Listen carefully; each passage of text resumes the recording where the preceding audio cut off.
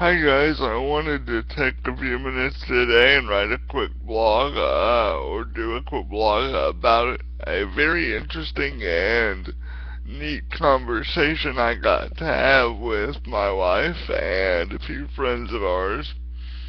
Quick backstory, my brother-in-law is a student in Israel, learning the Hebrew language, and as part of being in Israel, he has found his way, as luck would have it, to a Jewish ministry that does work with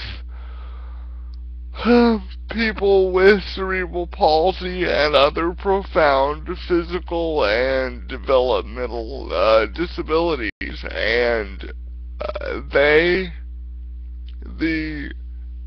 head of the program that my brother-in-law volunteers at is talking to my brother about how these people, some of them have goals and some of them know what it is to set goals, others do not, others don't think there's any hope or have met so many setbacks throughout their lives and throughout their situations that the hope has just sort of been ground down in them. And when my brother-in-law started at this ministry,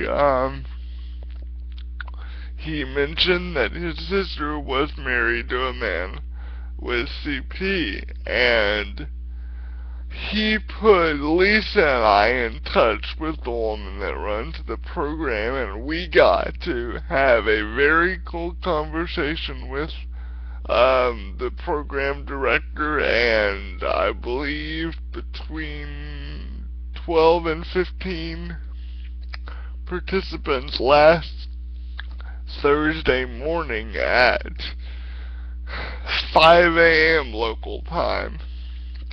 And I believe it was about 2 p.m. their time in Israel, but it was just so amazing to get to share with these folks how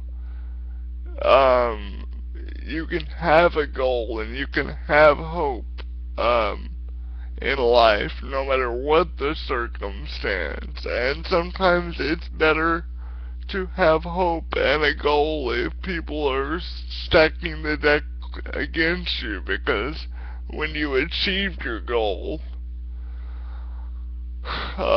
it's all the more sweeter. And we got to talk to them about the process I'm going through to become a chaplain at the hospital, and they were excited about that.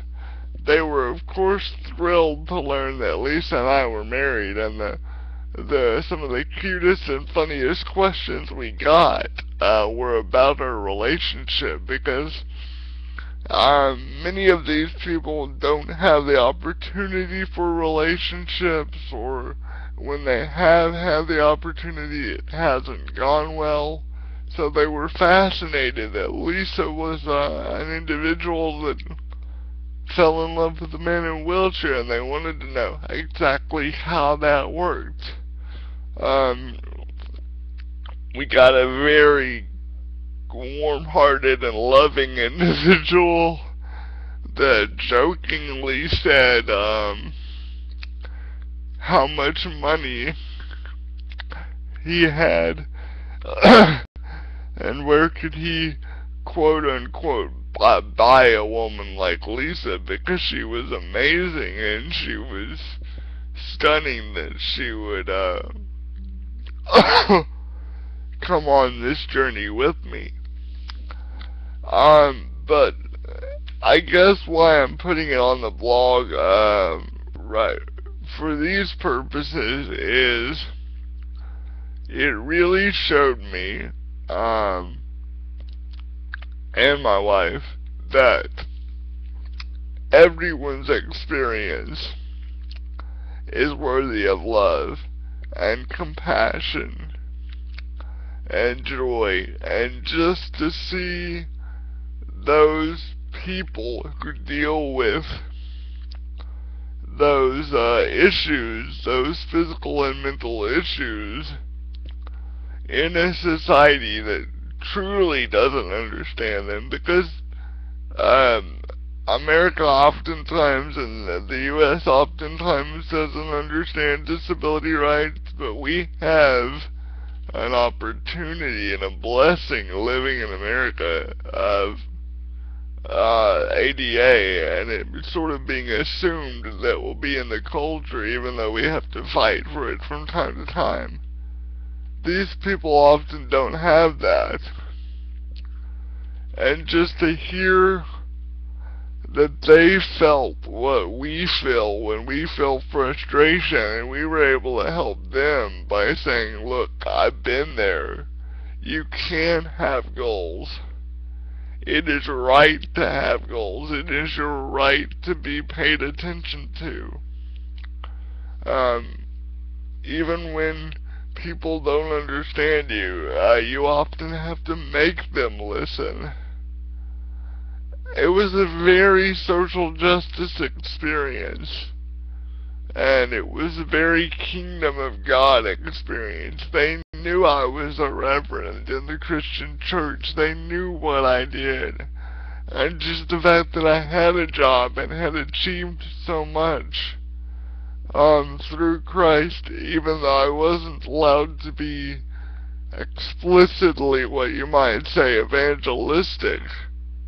I really felt an evangelistic calling, because it, as I said, tied me into the fact that everyone's experience has value, and everyone's experience is a human experience.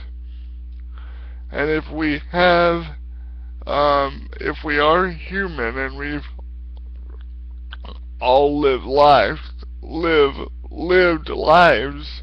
we are all loved by God, regardless of race, creed, color, religion, whatever.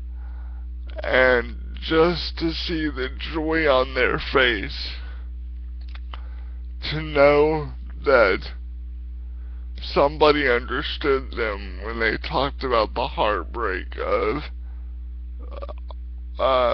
being promised that they would get married to someone and having that someone leave, or the difficulty of getting a job and then losing a job because of something you can't control. Just to know that they were understood, you could feel the love of Christ and the love of joy of God coming through the computer screen and through Skype, even if they didn't know what to call it. So, I just want you to be encouraged today, and as you read this blog, to go out and find the human experience. Find where you can connect to another human being, and find the Christ behind their eyes. As per usual, guys, you can find me on my Facebook page at Justin Hancock on Facebook, and I believe I'm either on Twitter already through the Missional Wisdom Foundation or coming to Twitter, or you can find me at missionalwisdom.com, or on my YouTube channel, search Justin Hancock, and you might put in my email address, which is revjustinhancock@gmail.com. Thanks, guys. Blessings. Bye-bye.